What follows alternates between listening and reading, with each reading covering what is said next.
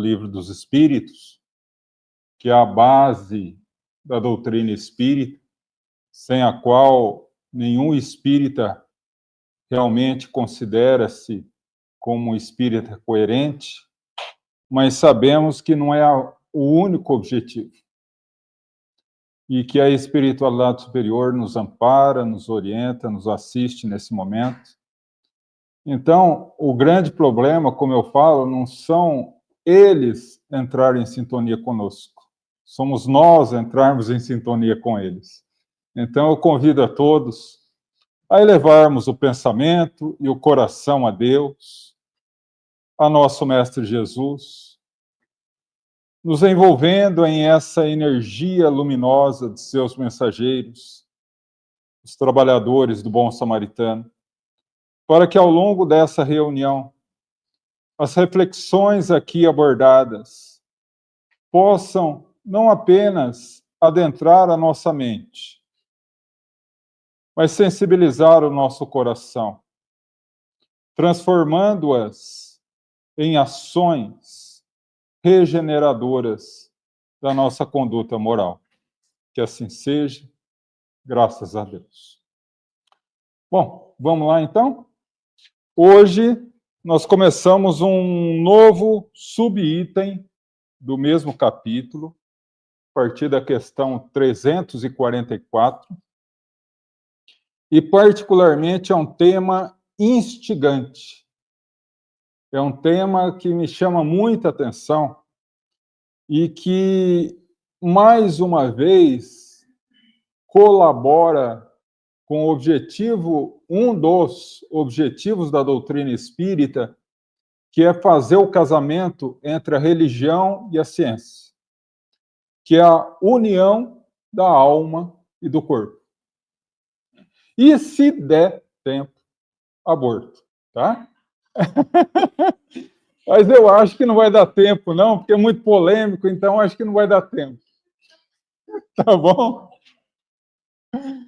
Questão 344.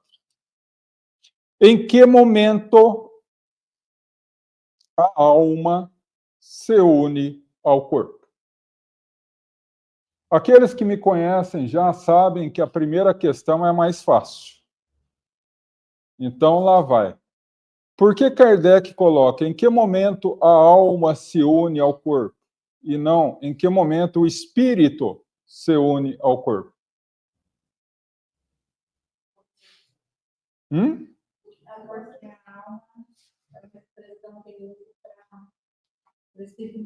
Exatamente, exatamente.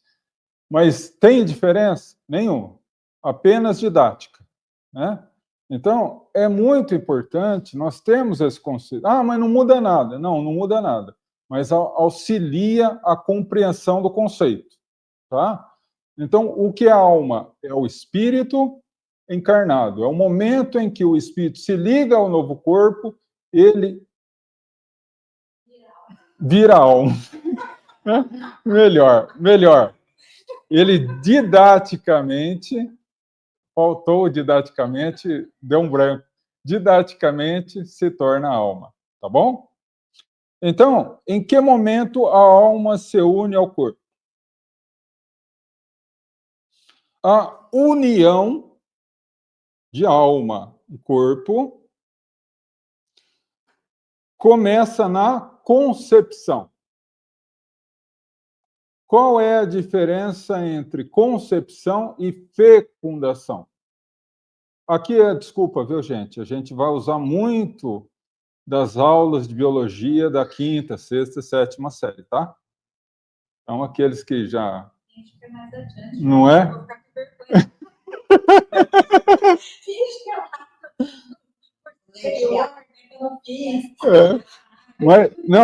Mas eu peguei o livro essa semana do meu sobrinho e dei uma revisada.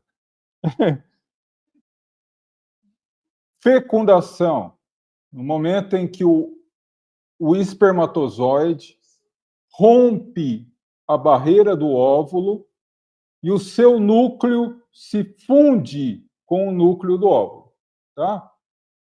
Antes de continuar, alguém aqui acha que eu falei grego agora? Ou todo mundo entendeu? Todo mundo entendeu? Beleza. Nesse momento, o espírito se liga ao novo corpo. Portanto, e já adiantando para a semana que vem, porque eu acho que não vai dar tempo, aborto. Tudo que acontece depois da fecundação é aborto, tá? Então, a fecundação é a união do espermatozoide e do óvulo. O que é concepção? É a ligação do espírito com o novo corpo, que nesse momento o corpo é uma célula, chamada ovo ou zigoto. Tá? Tudo certo aí? Tá. Mas só se completa no instante do nascimento. Só se completa no instante do nascimento. Não querendo trazer uma polêmica que, infelizmente, está ocorrendo dentro do meio espírita, mas Kardec chama a doutrina espírita de progressista, não no sentido pejorativo da palavra ou político da palavra. Progressista no sentido que ela absorve novos conceitos que a ciência traz. Tá? Hoje, nós sabemos que o processo de desenvolvimento de uma criança cerebral, ele se completa aproximadamente entre 3 e 4 anos. Até então, o cérebro não está totalmente formado, tá? Então, não é bem no instante do nascimento. Mas então, por que que os espíritos não colocaram? Porque não tinha, naquela época, um conceito tão desenvolvido de biologia como a gente tem hoje, tá? No momento da concepção, o espírito designado a habitar determinado corpo se liga a ele por um laço fluídico e vai aumentando essa ligação cada vez mais até o instante do nascimento da criança. Aqui é muito importante. Quando a gente lê o livro Missionários da Luz, sobre a reencarnação, esse capítulo tem 2 capítulos maravilhosos. O 12, que fala a respeito da programação no mundo espiritual para reencarnar, e o 13, que mostra, etapa a etapa, com riqueza de detalhes, o processo de ligação ao corpo. Tá? Então, quando nós vemos lá, nós vemos que não é bem o espírito designado a habitar determinado corpo, no sentido que mais vulgar da palavra, ou seja, o corpo está pronto e o espírito se liga a ele. Não. O corpo, ele inicia com a célula ovo zigoto. Mas quem orienta todo o processo de desenvolvimento dessa célula até se tornar um corpo humano é, de forma inconsciente, o próprio espírito, através do seu perispírito. Então, por que Kardec não colocou isso? Depois que a gente conhece determinados conceitos fundamentais de qualquer matéria, isso, a base se torna meio tão cotidiana, tão natural, que para a gente passa por cima.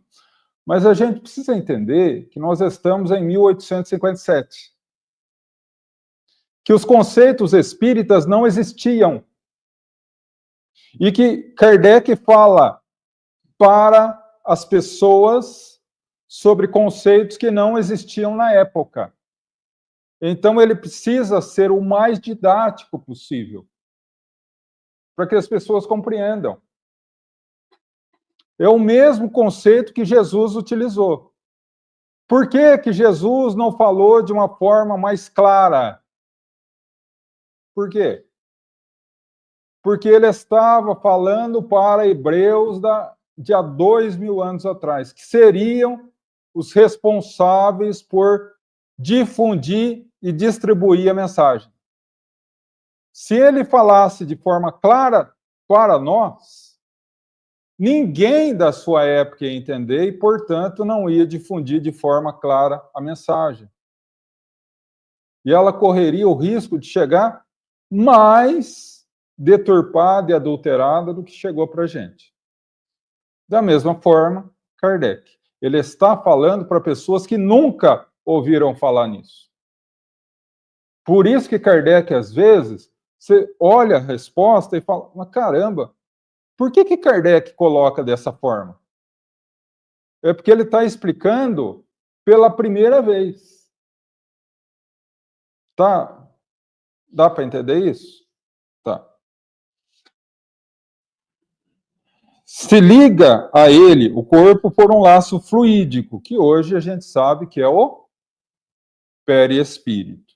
E vai aumentando essa ligação cada vez mais, até o instante do nascimento da criança. O grito que sai da criança, que naquela época de Kardec, quando a criança nascia, ela chorava. Hoje ela dá risada. E ainda posta no TikTok. Não é? Quando eu era criança, tinha duas festas. Uma quando a criança nascia e outra uma semana e meia, quando abria os olhos. Né? Isso quando a mãe não enfaixava a criança tão forte que virava uma raquete de tênis. Não é? Não, olha, tem que tomar cuidado. Hoje, a criança nasce com os olhos desse tamanho. Não é? O que é isso? Evolução. Não é? O grito que sai da criança anuncia que ela se encontra entre os vivos e servidores de Deus. Por que Kardec coloca? E aí eu tô olhando com os olhos do espírita chato. Tá? Ah, não, Kardec errou aqui, os espíritos poderiam ter colocado. E ela se encontra entre os encarnados. Só que na época, essa palavra não existia. Kardec está falando para pessoas que não têm nenhum conhecimento, porque essa teoria não existia ainda. Então, por isso que Kardec coloca entre os vivos, que é, naturalmente, entre os encarnados. Todo mundo sabe disso. Hoje, né? Acabou, João? Não, agora a gente vai analisar, né? A gente vai analisar com calma. A união começa na concepção. O capítulo 13, para quem quer entender essa pergunta, o capítulo 13 é essencial do livro Missionários da Luz. Né? É essencial. Vamos começar lá de trás. Quando nós desencarnamos, nós encontramos-nos em um ambiente no mundo espiritual compatível à nossa forma de ser e de viver. Tá? Alguns acordam no hospital, com um médico do lado, os familiares, pai, mãe, avô. Outros acordam como André Luiz, com a cara numa poça de lama. Isso vai depender da forma com que nós conduzimos a nossa vida e pensamos a nossa realidade. Passado um tempo de adaptação,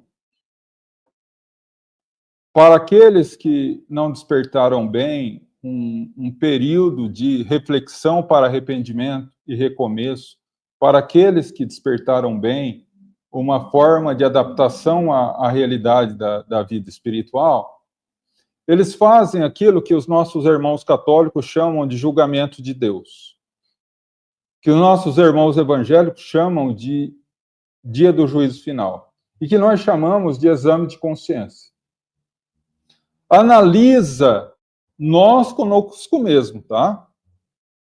Não vai ter ninguém no mundo espiritual nos julgando. Nós analisamos o que nós fizemos na última existência, o que precisava ser feito e não foi feito.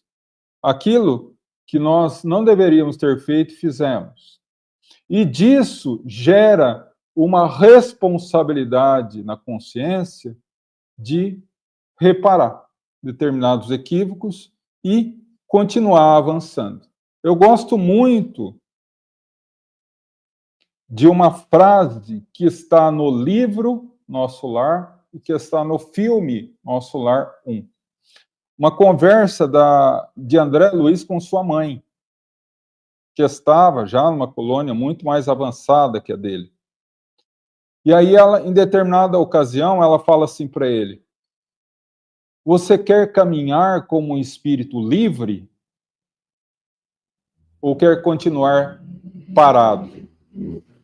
Depende de cada um. Só que essa questão de ficar parado, isso começa a incomodar a consciência. Então, em determinado momento, a pessoa se vê tão pressionada pela própria consciência que ela opta pela necessidade de reencarnar. Passado todo o processo de preparação para a reencarnação, e isso não cabe aqui, porque aqui a gente está vendo o processo de reencarnação propriamente dito, ele reencarna. Como é esse processo? A primeira coisa, todo processo de reencarnação é assistido pela espiritualidade superior. Não tem um processo de reencarnação que não o seja, tá? Na questão 321 do livro O Consolador, o pessoal conhece? Conhecem? É maravilhoso, é como se fosse o livro dos Espíritos, só que é Emmanuel que responde. Ele faz uma questão lá para Emmanuel e ele responde assim: olha que interessante. Deus só concede a misericórdia da reencarnação àqueles que já foram tocados pelo arrependimento.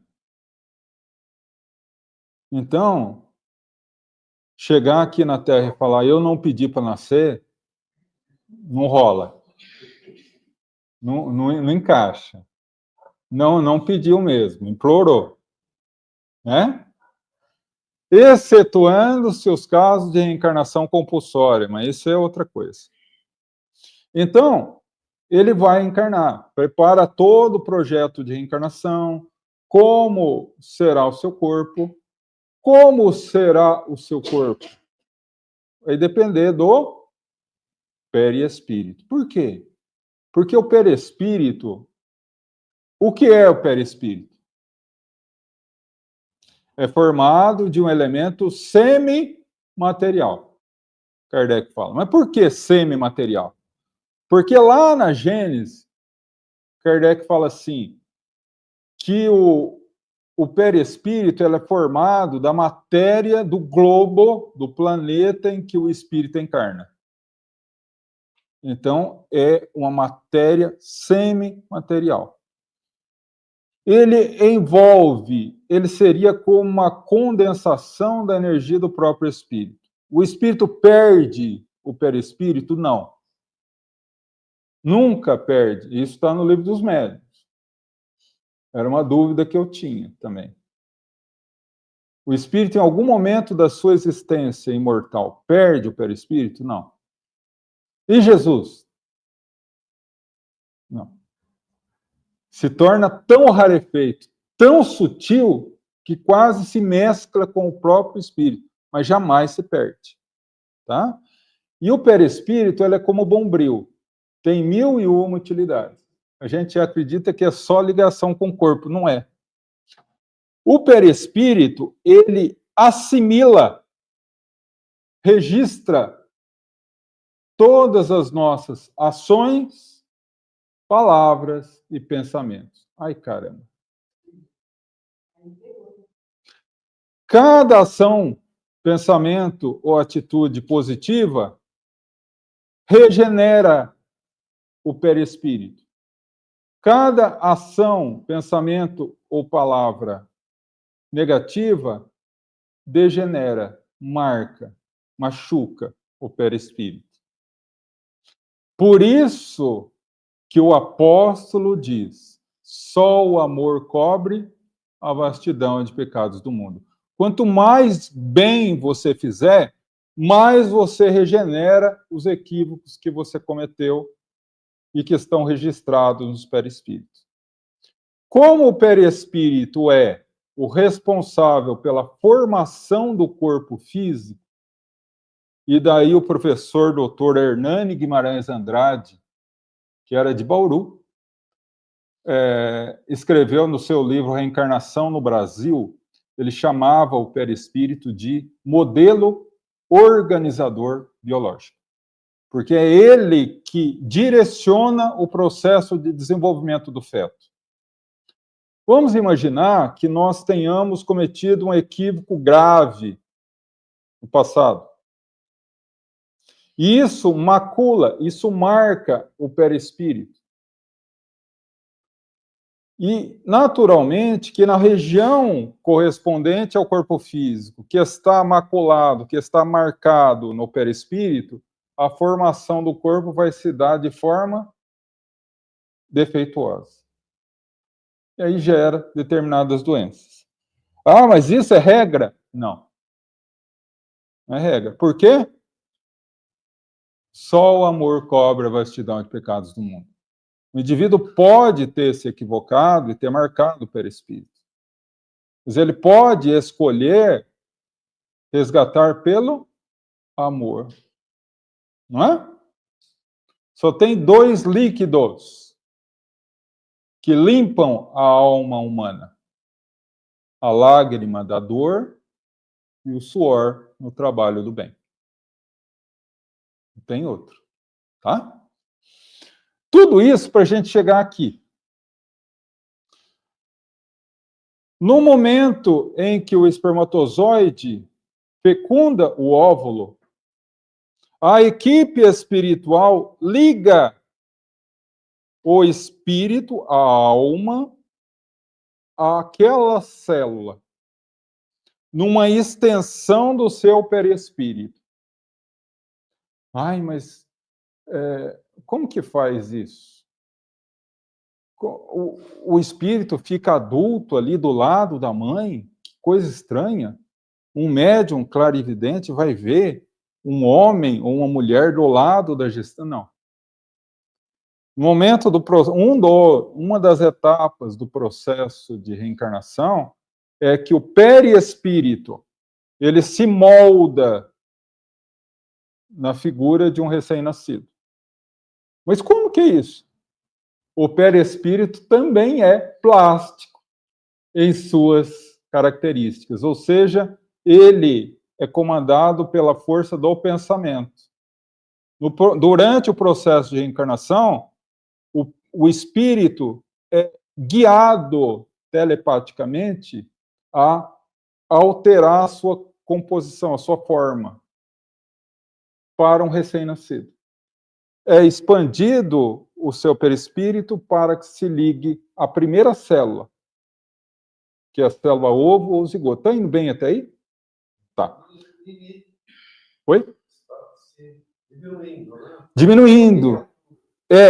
Vai ficando algo como um recém-nascido.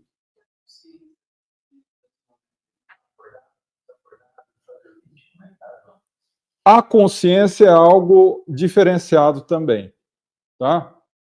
A esmagadora maioria dos espíritos durante o processo de reencarnação estão adormecidas. Tá?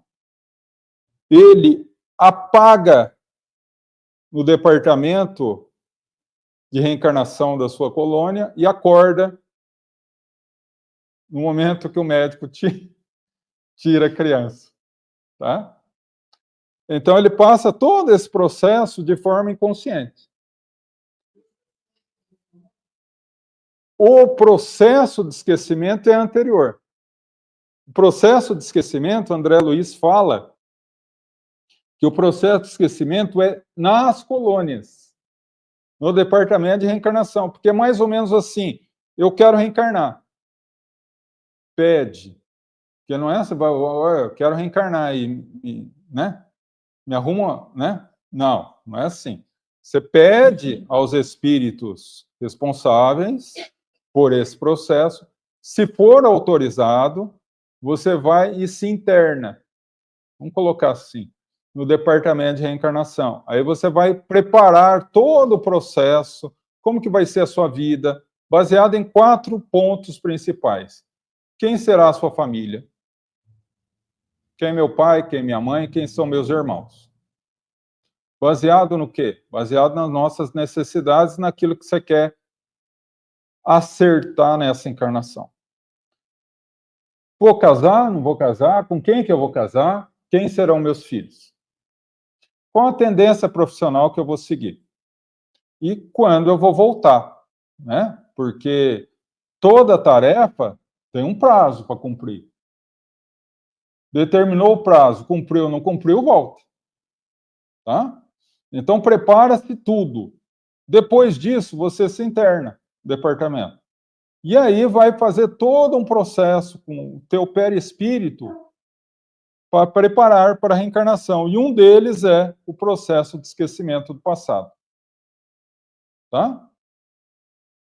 Tá certo?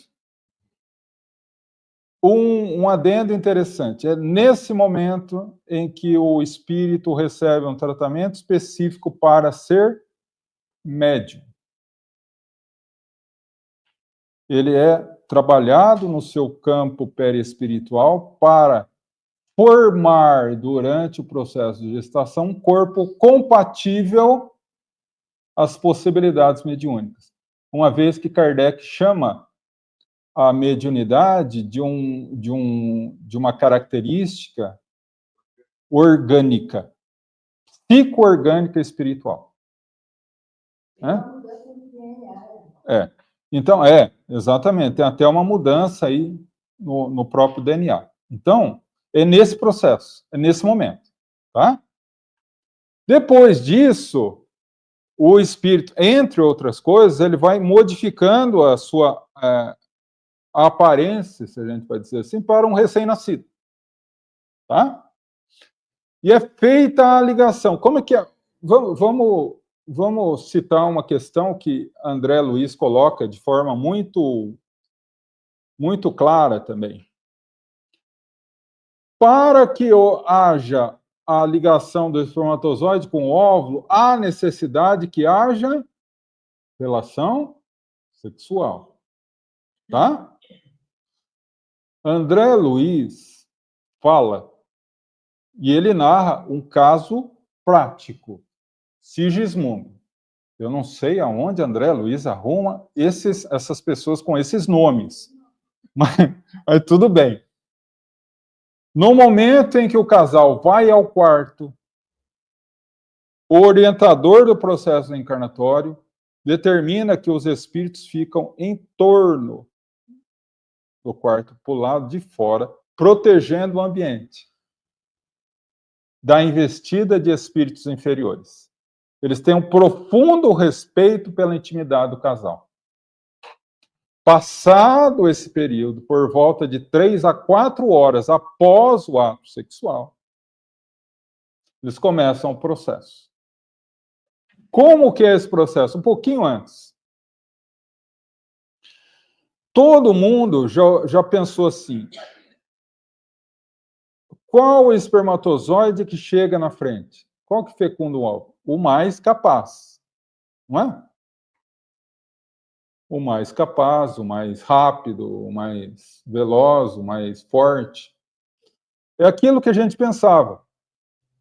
Só que aí entra em contraponto, como um espermatozoide tão capaz pode gerar um corpo com deficiência? E a ciência agora, semana passada, descobriu que não é bem assim. Que quem escolhe que espermatozoide vai fecundar o óvulo é o próprio óvulo. Olha que interessante.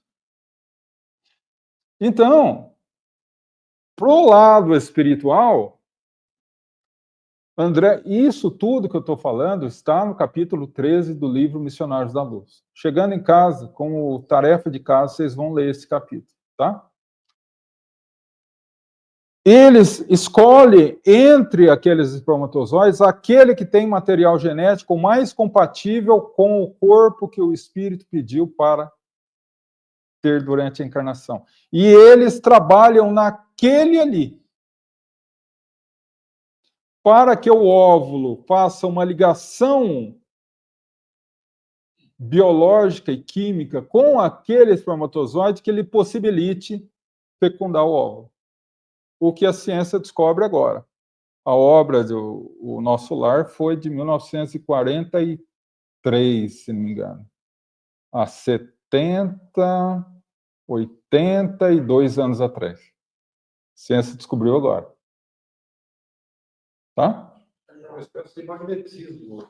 Magnetismo, exatamente. Um processo de magnetismo entre o óvulo e o espermatozoide que deverá fecundar. Tá? Fecundou, nesse momento, ocorre a ligação do espírito que está ali do lado com o corpo físico, uma célula. E começa a ocorrer, conforme os estudos que estão no livro do meu sobrinho, o processo de mitose, ou seja, multiplicação celular. Calma, que a gente chega lá. Calma. Então, no momento da multiplicação celular, o que ocorre? Uma vira duas, duas vira quatro, quatro vira oito, oito vira 16. Divisão celular. Aí, é ótimo ter professor no ambiente, facilita tanto. Não é? Então, o que acontece aí? Nesse momento, André Luiz, em um outro livro dele, chamado Mecanismos da Mediunidade, boa sorte para quem quiser ler, porque eu tive que ler esse livro, levou quase um ano para eu ler esse livro com o dicionário Aurélio do meu lado, naquela época não tinha Google, de tão complicado que é os conceitos que ele coloca, mas uma coisa muito interessante, ele coloca assim: o espírito ou a alma se liga ao corpo físico, célula a célula. Cada vez que há uma divisão celular e uma nova célula nasce, uma nova expansão do perispírito se liga à nova célula. Então, se nós hoje, adultos, temos 10 trilhões de células, quantos laços espirituais o nosso espírito está no nosso corpo físico? 10 trilhões de laços. Tá bom? Entende o conceito? Vai. E através desses laços, ele vai, de forma inconsciente, direcionando todo o processo de embriogênese, ou seja, todo o processo de formação do embrião. Tá? Então, aí eu vou citar de forma assim, que eu não sou especialista nisso, mas vai formando todas as estruturas do novo corpo, direcionadas como se fosse um processo, como se fosse não, é um processo direcionado pelo espírito. Tá? Como se fosse um DNA espiritual, né? Exatamente. Então tem a formação da coluna, do cérebro, né? E aí vão formando os órgãos, vai formando, né? Cada qual no seu momento próprio. Não ocorre de uma pessoa, o coração aparecer primeiro, outro o cérebro. Não. É tudo um processo constante e organizado.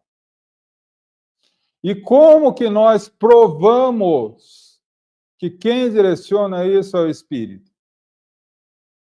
E agora? E agora? Exatamente. O professor Sérgio Felipe de Oliveira, que é um médico ligado à USP, a Faculdade de Medicina da USP, e que é mais conhecido pelo seu estudo da glândula pineal, ele fez um estudo com abortos espontâneos. E ele percebeu, por exemplo, que o corpo ia se formando de forma organizada e disciplinada. Em dado momento, as células que estavam se multiplicando de forma ordenada começaram a se multiplicar de forma desordenada. Aí o que acontece? De forma desorganizada, o feto não sobrevive.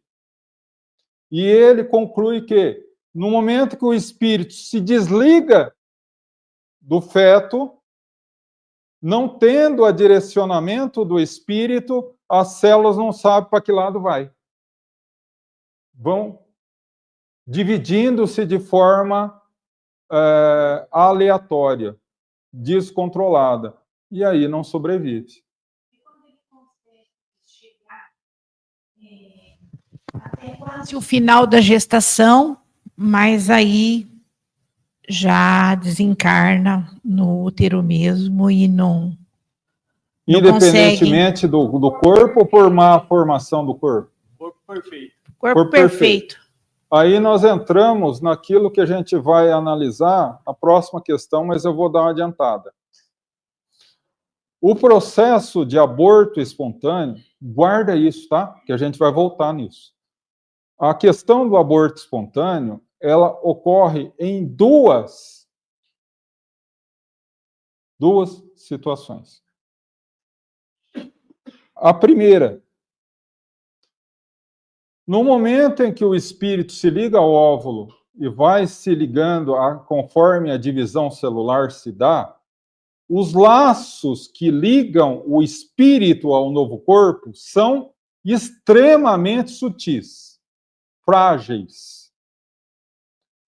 Então, aquele espírito que teve uma crise de consciência, pediu para reencarnar, foi autorizado, preparou todo o processo de reencarnação, se submeteu ao processo de esquecimento do passado, de preparação do perispírito, de tudo, reencarnou, se ligou ao óvulo, começou o processo de multiplicação celular. Chega em um dado momento, ele fala, eu não vou dar conta. Estou com medo. E quebra os laços, porque são muito finos, muito sutis. É como aquela pessoa que fica um ano em cursinho preparando-se para uma prova. No momento que ela senta na prova, com o lápis na mão e a prova diante dela, eu não dou conta, e sai correndo da sala. O que acontece? No momento que se desliga, o corpo ou começa a se formar de forma desordenada, ou quando o corpo já está formado, ele desencarna. Esse é o primeiro aspecto. Segundo aspecto, tem culpa o pai e a mãe? Nenhuma. Nenhuma. Tá? Aborto espontâneo. Segunda hipótese. Qual o objetivo da reencarnação? Questão 410, se não me engano. O objetivo da reencarnação é reabilitar-se diante de equívocos do passado e passar por experiências que lhe habilitarão a possibilidade de aprendizados novos. É isso que a gente vem fazer aqui.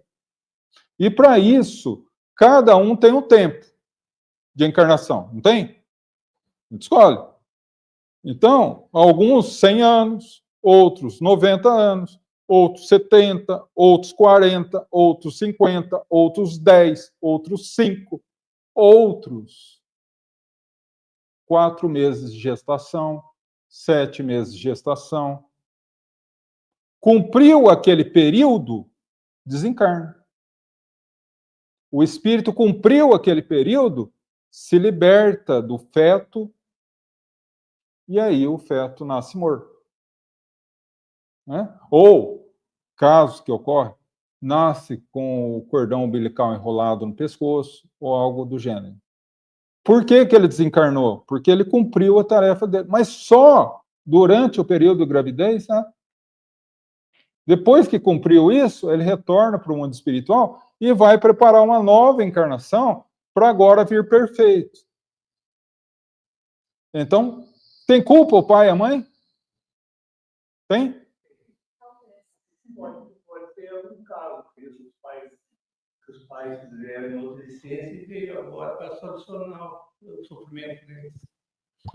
Muita calma nessa hora. Pode ocorrer que se una um espírito que tenha necessidade de ficar encarnado apenas alguns meses durante a gestação e pais que tenham essa necessidade? Pode. Por quê? Porque o sofrimento, ele nasce de duas formas: expiação ou prova. O pai e a mãe sofrem nesse sentido, ou por expiação ou por prova. Expiação, quando eles têm necessidade de passar por uma dificuldade ou uma experiência dolorosa semelhante. Então, eles passam, e o filho, que vai ficar algum período, também aproveita isso como processo expiatório. Cumpriu a sua tarefa, ele retorna. E os pais sofrem por expiação, por necessidade de reparar algum equívoco do passado. Ou por prova. Eles vêm, o espírito vai vir e ficar só esse período. E o espírito fala assim, aquele que será pai e mãe: não, eu não preciso passar por isso, eu venho por amor a você para ficar com você, para te ajudar nesse período. E vem junto, e passa pelo sofrimento por prova. Tá? Por quê? Eu sempre cito isso, e o pessoal pega no meu pé. Código Penal da Vida Futura, capítulo 7, último item do livro Céu e Inferno. 33 artigos da Justiça Divina. Artigo 21. Artigo 21. Diz assim: o erro é pessoal e intransferível. O indivíduo errou, o indivíduo vai reparar. Não existe essa história do indivíduo errou, os pais vão reparar. Não. Pode ocorrer de se unir a necessidade do filho reparar e dos pais repararem. Aí pode. Mas o filho errou e os pais sofrem sem necessidade, seria uma justiça. Tá? Tá bom? Tem uma pergunta. Pois não. Diferente o senhor falou prova, expiação, exatamente. Sim. Qual a diferença Vamos dos lá. dois? Prova e expiação. O capítulo 5 do Evangelho segundo o Espiritismo, ele fala o seguinte: o primeiro item é justiça das aflições. Tá? Mais uma vez, voltando ao Código Penal da Vida Futura, artigo 4º. Toda ação positiva gera satisfação. Como toda ação negativa gera sofrimento. Toda. Conforme, naturalmente, o grau do erro é o grau da dificuldade. Tá?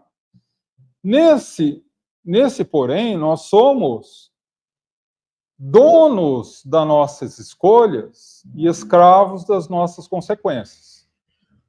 O sofrimento, ele não é causa, ele é efeito. Tá? Todo sofrimento tem uma causa. Qual a causa do sofrimento? A causa do sofrimento é um remédio amargo É um tratamento amargo que nos habilita a reconquistar a cura, a harmonia da consciência desequilibrada. Sempre que cometemos um erro, a nossa consciência fica em desajuste. Nós trazemos em nós a necessidade de reparar essa consciência culpada. Isso pode ser refletido através da prática do bem ou da experimentação de experiências perturbadas. O que é prova? O que é expiação? Expiação é a oportunidade que Deus nos dá de passar por situações que nos concederão a cura do nosso desequilíbrio espiritual, que gerou aquele problema. Então, vamos imaginar assim. Eu vivia a minha vida tranquilo, até que eu comecei a ter ciúmes do meu vizinho. Só que isso ocorreu há 400, 500 anos atrás.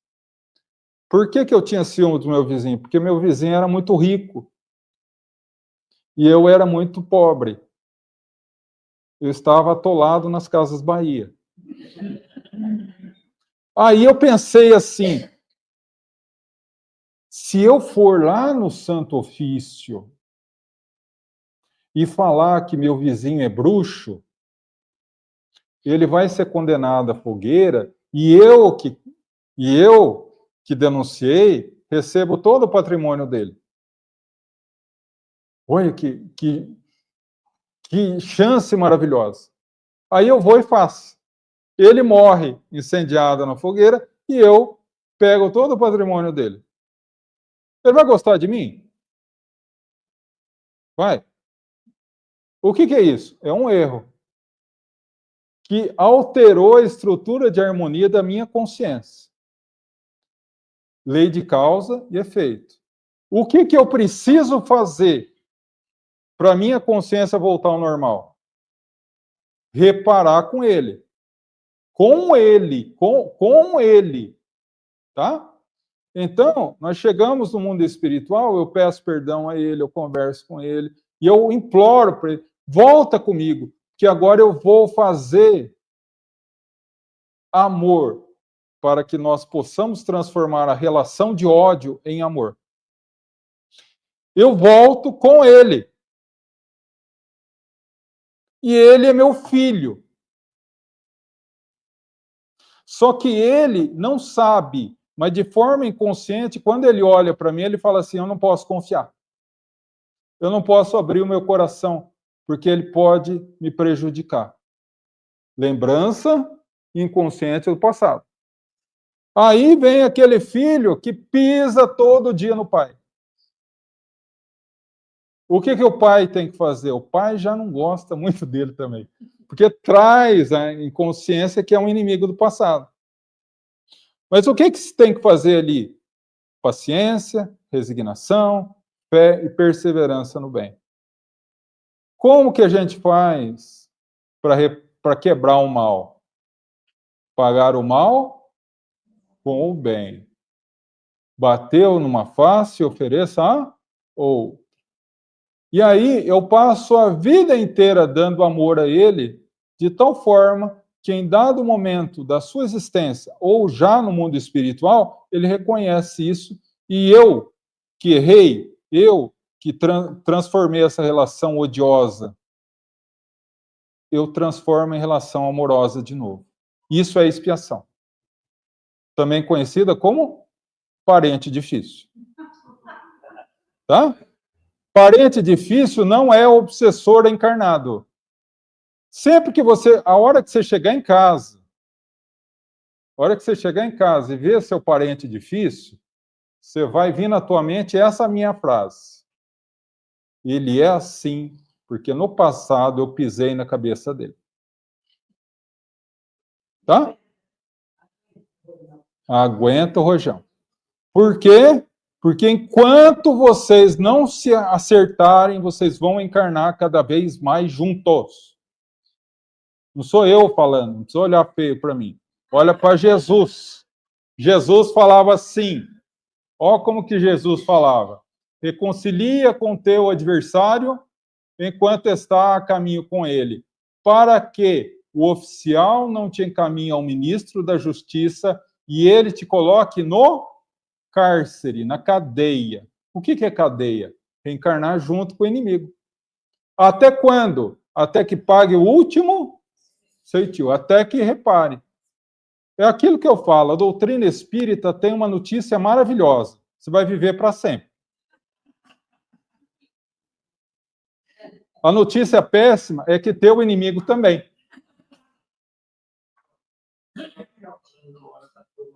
Antes de encarnar, seja bem tudo certinho, que você vai casar, tal filho, tudo certinho. Você não tem o livre-arbítrio que você pode mudar quando chegar aqui no mundo? O problema, o grande problema da nossa encarnação, talvez o maior problema da nossa encarnação é que Deus nos deu o livre-arbítrio. Por isso que a gente erra tanto. Devia ser que nem senha de banco. Errou 3 vezes, cancela. Não é? Exemplo.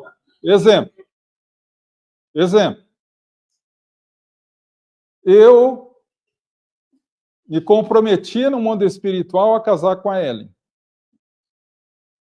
Então, quando você tiver... Meu Deus, se ela vê isso aqui...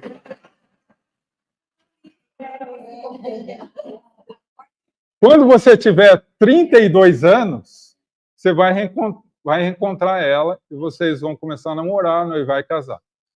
Tá? Vocês vão ter uma filha. Tá? Só que aí, com 24, 25, já estava formada, começando a trabalhar. Uma moça olhou para mim, eu olhei para a moça bonita. Casei. Nossa, mas peraí, como é que faz? Eu estava casado. Quando a Ellen chega na minha vida, eu fico louco, apaixonado. Ou como dizem os românticos, amor à primeira vista. E aí, em nome do amor, vale trair a esposa, abandonar o filho. Só que agora eu já estou casado com um filho, eu tenho responsabilidades. Como é que faz? Não faz.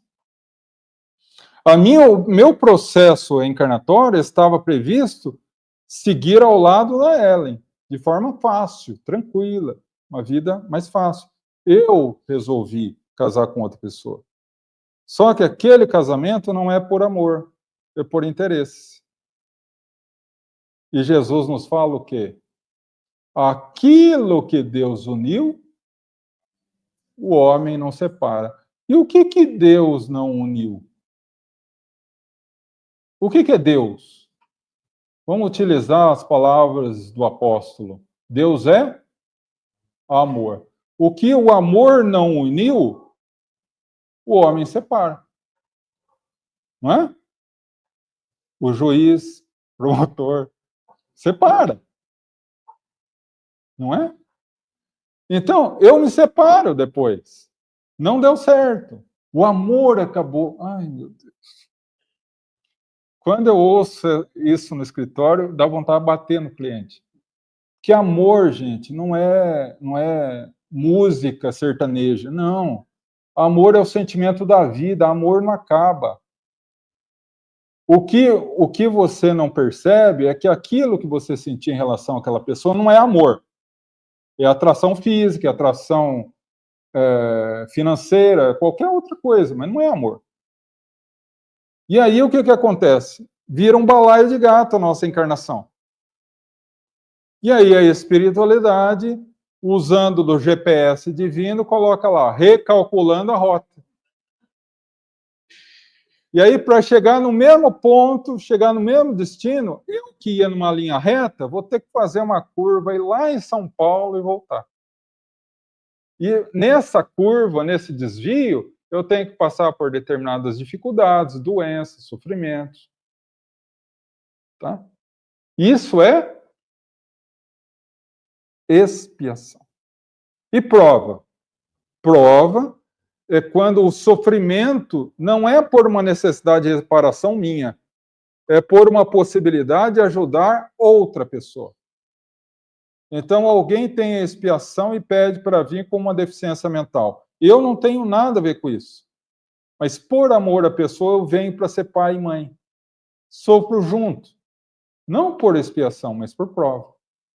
Entende? Beleza? Então, só para concluir esse raciocínio. Onde nós paramos? Oi. E aí, nesse caso, por exemplo, né, que a gente tem os casos dos mal formados, Sim. das crianças que vêm as chipófagas, etc. Sim. Então, quer dizer, foi escolhido também, que esses dias mesmo eu vi na internet uma criança, gente do céu, que coisa, você viu também? Que coisa horrorosa, aquela menina e o pai ali pedindo ajuda e com todo o amor com aquela filha. Mas a filha é um monstro. A deformidade, né? Ela nasce da lei de causa e efeito, tá? Lembra que eu falei que cada ação negativa corrói, deforma o perispírito? No livro... a gente lê tanta coisa. Eu acho que é ação e reação, do André Luiz. Ele vai com seu orientador à casa de um senhor que estava necessitado. Eles chegam na sala, está a mulher do cara, uma mulher, uns 20 e poucos anos, o cara, uns 70 e poucos anos, casaram por amor, normal. Tá? O mentor do André Luiz fala, eu vou lá no quarto, aplicar um passo, tal, você fica cuidando da moça. Ele até gostou. Você lê, você entende. Ele falou, nossa, mas que moça bonita, que não sei o quê, que uma beleza. Aí ele começa a dar uma de poeta, escrevendo a beleza da moça, e aí ele dá um passe na moça. A moça dorme. No momento que ela dorme, ela sai do corpo. A gente sai do corpo, não sai? Sai do corpo. No momento que ela sai do corpo, André Luiz quase que morre de novo. Que ele descreve como uma bruxa de contos infantis, de tal deformidade que estava o seu corpo perispiritual, pela maldade que ela fazia. Então, tem espíritos que deformam de tal forma o seu corpo, que como ele é um modelo organizador biológico, ele vai formar o corpo com deficiência. E quando essas deficiências têm a necessidade de se manter para a cura do espírito, ele nasce com vida e se mantém com vida durante X anos, carregando aquela tormenta. Né? Procurem no YouTube uma história do Chico, Lia e Conceição. A versão ultra rápida. Lia e Conceição eram pobres, mas muito pobres. Pobre de não ter o que comer. Lia era neta de Conceição. No século XIX, Conceição tem uma filha. A filha é dada em casamento a um cara. O cara era um sádico. O cara era um sádico.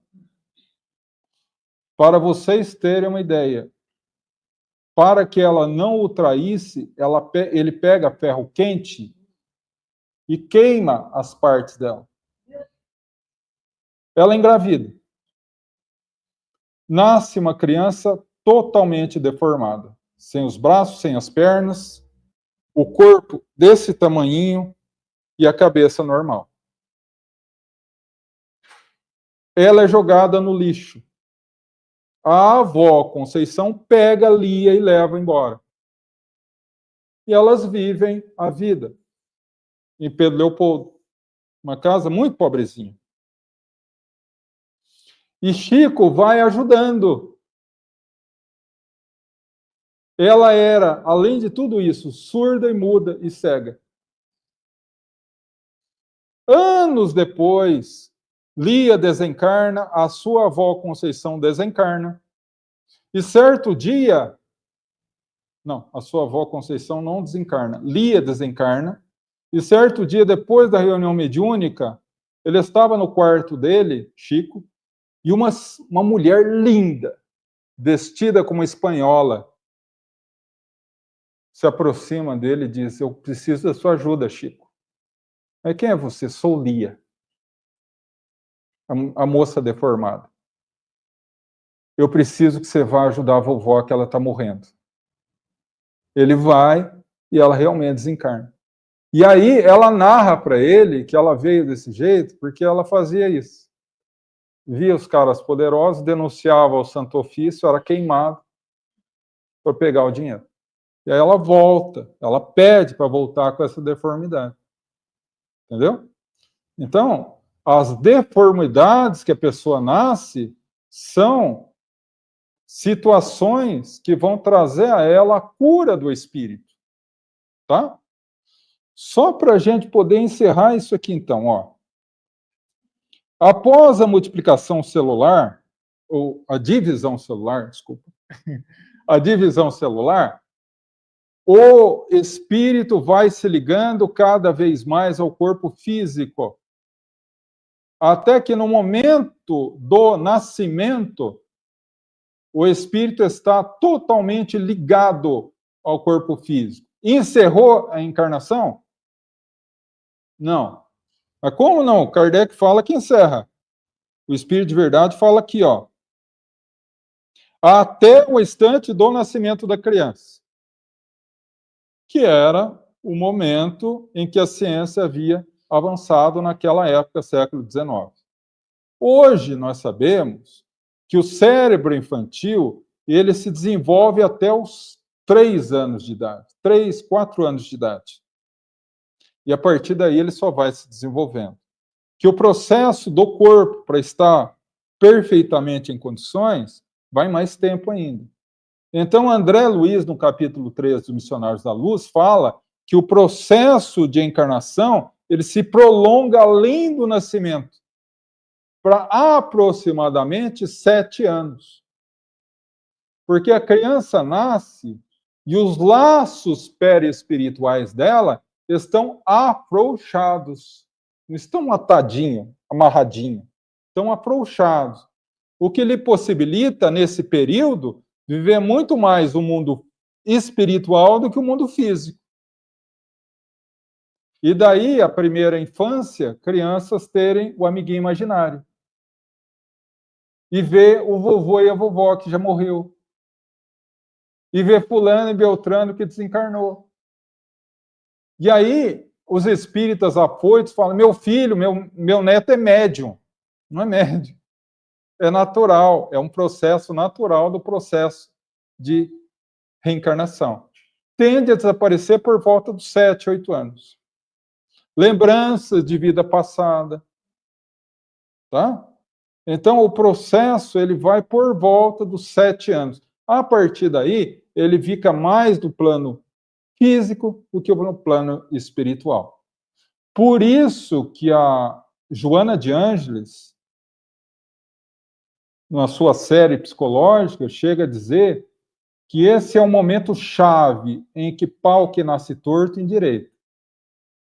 Parafraseando com o padre Washington, no El Chan.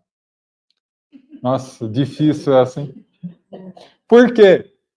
Porque nesse período a criança está maleável. Ela capta como uma esponja tudo que ela recebe.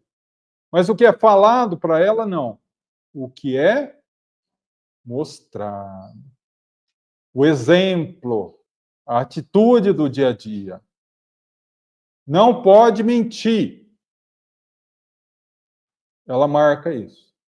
Aí, filho, vai lá e fala que mamãe não está. O que ele vai gravar? Minha mãe é incoerente. Meu pai é incoerente. Ele vai crescer sem valores morais fixos, fortes. Nossa, então é assim, é assim. Por isso que não é fácil ter filho.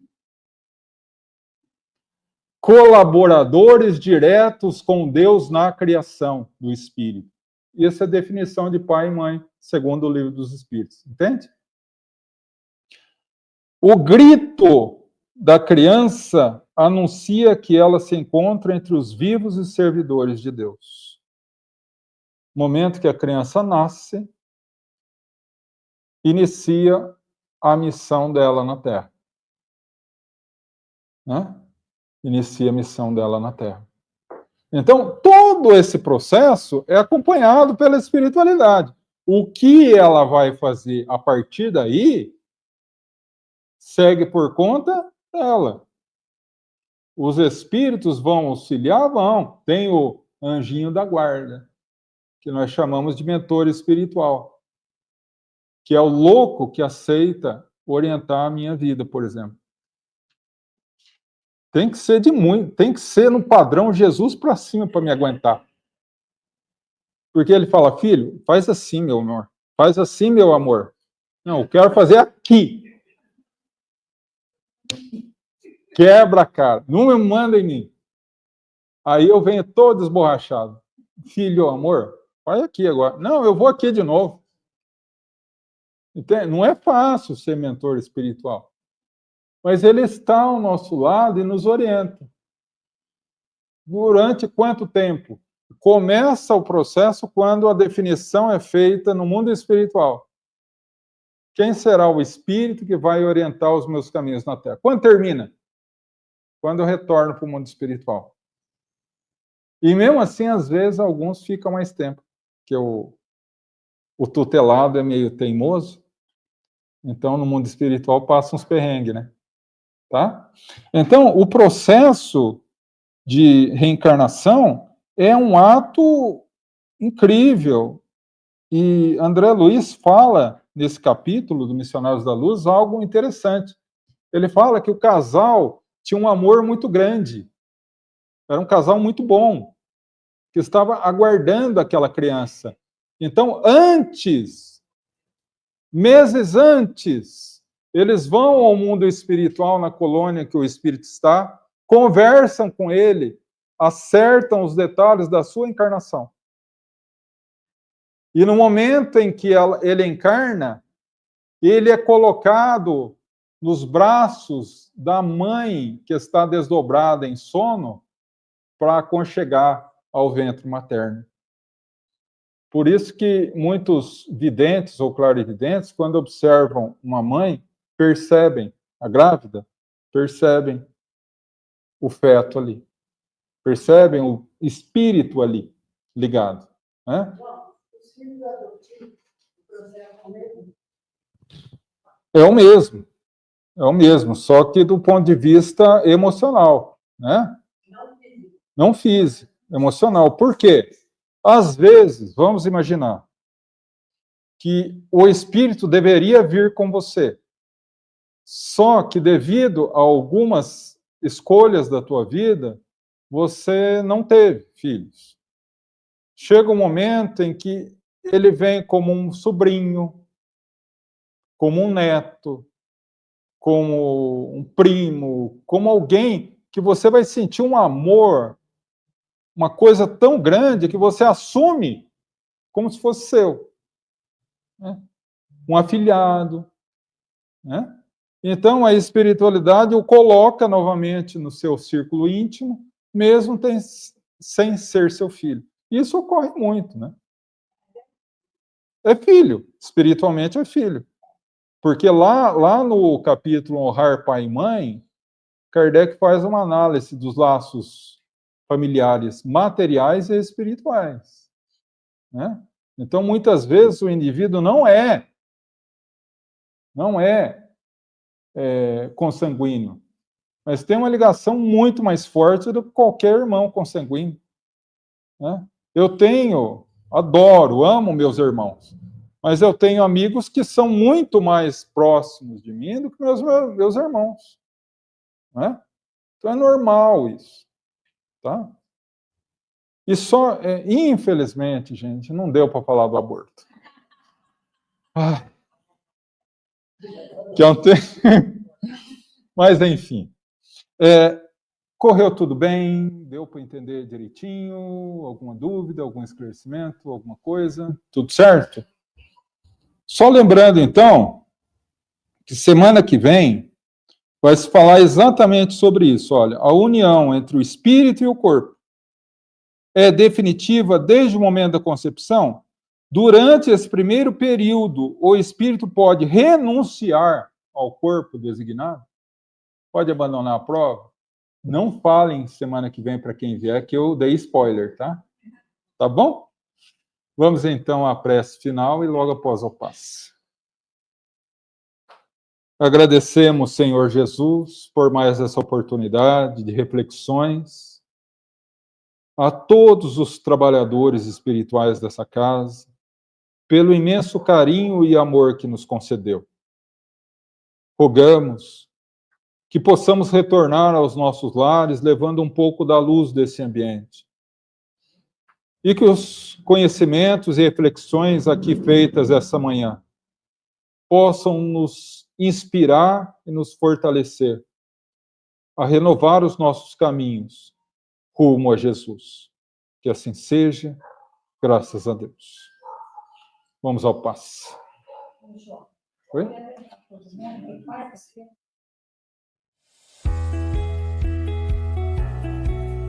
O espírito foi criado com uma característica muito legal.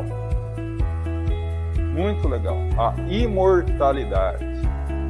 Que Kardec, ele está tratando de um assunto que realmente aguça a curiosidade de todo mundo. E eu quero muito nessa prece que todos os irmãos que vão